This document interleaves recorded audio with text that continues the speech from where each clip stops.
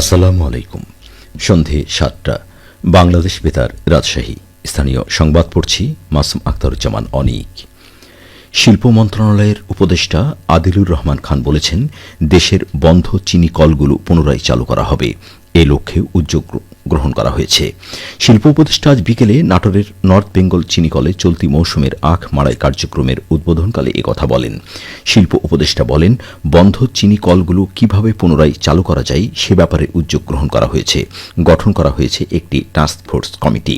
এই কমিটি পর্যবেক্ষণ করছে চিনি কলগুলো চালু করার প্রতিবন্ধকতাসমূহ। জনগণ পাশে থাকলে সমন্বিত শক্তির উদ্যোগ গ্রহণের মাধ্যমে, সাহসের মাধ্যমে সফল হতে চাই, সেই আকাঙ্ক্ষা নিয়ে কাজ করছি। উদ্বোধনী অনুষ্ঠানে বিশেষ অতিথি হিসেবে উপস্থিত ছিলেন শিল্প মন্ত্রণালয়ের সিনিয়র সচিব জাকিয়া সুলতানা। বাংলাদেশ চিনি ও খাদ্য শিল্প কর্পোরেশনের চেয়ারম্যান ড লিপিকা ভদ্রের সভাপতিত্বে উদ্বোধনী অনুষ্ঠানে আরও বক্তব্য রাখেন বাংলাদেশ চিনি ও খাদ্য শিল্প কর্পোরেশনের পরিচালক এটিএম কামরুল ইসলাম, নাটোরের জেলা প্রশাসক আসমা শাহীন। নর্থ বেঙ্গল চিনিকলের ব্যবস্থাপনা পরিচালক মোহাম্মদ খবির উদ্দিন মোল্লা জানান, চলতি মৌসুমে 2 লক্ষ টন আখ মাড়াই করে 15,000 টন চিনি উৎপাদনের লক্ষ্যমাত্রা নির্ধারণ করা হয়েছে। 117 আখ মাড়াই দিবসে চিনি আহরণের হার নির্ধারণ করা হয়েছে 7.5%। রাজশাহী বিশ্ববিদ্যালয়ে 2024-2025 শিক্ষাবর্ষে প্রথম বর্ষ স্নাতক ও স্নাতক সম্মান শ্রেণীর ভর্তিতে কোটা ব্যবস্থা সংক্রান্ত সিদ্ধান্ত পর্যালোচনার জন্য আগামীকালের মধ্যে একটি কমিটি গঠনের সিদ্ধান্ত নেওয়া হয়েছে। অনশনরত শিক্ষার্থীদের দাবির পরিপ্রেক্ষিতে বিশ্ববিদ্যালয় প্রশাসন আজ বিকেলে এই সিদ্ধান্ত নিয়েছে। বিশ্ববিদ্যালয়ের জনসংযোগ দপ্তরের প্রশাসক অধ্যাপক আক্তার হোসেন মজুমদার জানিয়েছেন, কমিটি বিভিন্ন স্টেক হোল্ডারদের সাথে আলোচনার ভিত্তিতে সুপারিশ প্রদান করবে। পোষ্য কোটা ব্যবস্থাপনা নিয়ে আন্দোলনকারী শিক্ষার্থীদেরকে উপাচার্য প্রফেসর সালেহ হাসান নকিব এ আশ্বাস দেন। রাজশাহীতে বাসের ধাক্কায় 2 মোটরসাইকেল আরোহী নিহত হয়েছেন। আজ বিকেলে গোদাগাড়ী উপজেলার রাজশাহী চাঁপাইনবাবগঞ্জ মহাসড়কে কামারপাড়া এলাকায় এই দুর্ঘটনা ঘটে।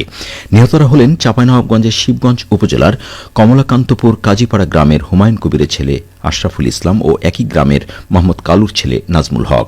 উদ্ধার অভিযানে অংশ নেওয়া ফায়ার সার্ভিস ও সিভিল ডিফেন্সের গোদাগাড়ী স্টেশনের ফায়ার ফাইটার মাহবুবুর রহমান নয়ন জানান, আশরাফুল ও নাজমুল একই মোটরসাইকেলে রাজশাহীর দিক থেকে চাঁপাইনবাবগঞ্জে যাচ্ছিলেন। পেছন থেকে একটি যাত্রীবাহী বাস তাদের মোটরসাইকেলকে ধাক্কা দিয়ে চলে যায়। এতে ঘটনাস্থলেই প্রাণ হারান 2 মোটরসাইকেল আরোহী। খবর পেয়ে ফায়ার সার্ভিসের কর্মীরা গিয়ে লাশ উদ্ধার করে। পরে মরদেহ থানা পুলিশের কাছে হস্তান্তর করা হয়েছে। গোদাগাড়ী থানার পুলিশ পরিদর্শক মোয়াজ্জেম হোসেন জানান, আইনি প্রক্রিয়া শেষে মরদেহ দুটি পরিবারের কাছে হস্তান্তর করা হবে। জাটকা ইলিশ সংরক্ষণ এবং বিকল্প কর্মসংস্থানের উপকরণের প্রভাব নিরূপণ নিয়ে নাটোর জেলায় মত বিনিময় সভা অনুষ্ঠিত হয়েছে।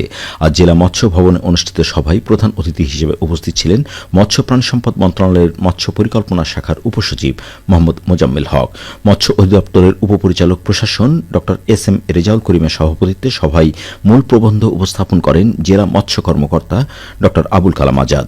জাটকা ইলিশ সংরক্ষণের মাধ্যমে ইলিশের উৎপাদন বৃদ্ধি পায় উল্লেখ করে সভায় বক্তারা বলেন, জাটকা সংরক্ষণ কার্যক্রমকে সফল করতে সরকার ইলিশ আহরণকারী জেলেদের জন্য বিকল্প কর্মসংস্থানের ব্যবস্থা করে থাকে। চলতি মৌসুমে জেলার পদ্মা নদী অধ্যুষিত লালপুর উপজেলার 50 জন জেলেকে বকনা বাছুর এবং 450 জন পরিবারকে 25 কেজি করে চাল প্রদান করা হয়েছে। 1 নভেম্বর থেকে 30 জুন পর্যন্ত জাটকা ইলিশ সংরক্ষণ কার্যক্রম চলছে বলে সভায় জানানো হয়। জেলার সকল উপজেলা মৎস্য কর্মকর্তাগণ সভায় অংশগ্রহণ করেন। খেলার খবর, ফুটবল। নওগাঁর আত্রাই মরহুম মোল্লা আজাদ স্মৃতি ফুটবল টুর্নামেন্টের ফাইনাল খেলা আজ অনুষ্ঠিত হয়েছে। আত্রাই মোল্লা আজাদ মেমোরিয়াল সরকারি কলেজ মাঠে এই খেলা অনুষ্ঠিত হয়। এতে অংশ নিয়ে জয়পুরহাট দলকে 2-1 গোলে হারিয়ে Bogura Sherpur football academy champion হয়। পুরস্কার বিতরণী অনুষ্ঠানের প্রধান অতিথি ছিলেন আত্রাই উপজেলা বিএনপির সভাপতি এস.এম. রেজাউল ইসলাম শেখ রেজু।